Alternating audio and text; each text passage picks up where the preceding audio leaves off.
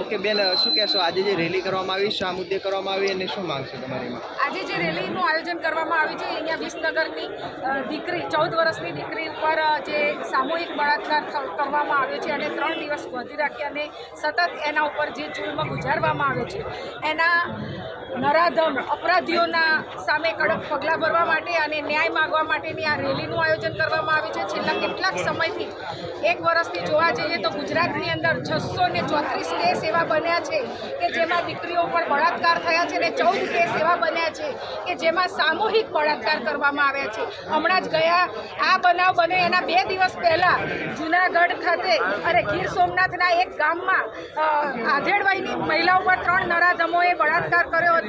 એ જ રીતના આવા દરેક જે ગુજરાત શાંતિનું પ્રતીક ગણાતું હતું, ગુજરાતની અંદર મહિલાઓ બિંદાસ ફરી શકતી હતી, એ ગુજરાત હવે આતંકવાદીઓ જેવું ગુજરાત બની ગયું છે. અહીંયા અપરાધીઓ બેફામ બની ગયા છે. સરકાર કોઈ કડક પગલાં ભરતી નથી. આવા બળાત્કારીઓને જો ફાંસીની સજા આપવામાં આવે તો ફરી આવું કૃત્ય કરવાવાળા વિચાર કરે.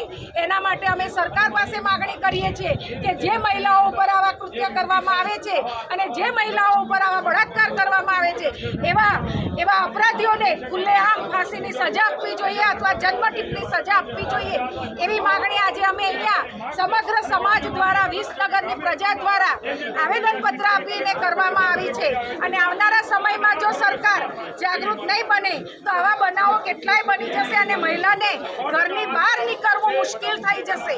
આના માટે દરેક મહિલા હવે કટિબદ્ધ થઈ છે, જાગૃત થઈ છે અને જો સરકાર આમાં કડક પગલાં નહીં ભરે તો મહિલાઓ રોડ ઉપર આવશે અને અપરાધીઓને સજા આપવા માટે મહિલાઓ મજબૂર ના બને એનું ધ્યાન સરકારે રાખવાનું રહેશે.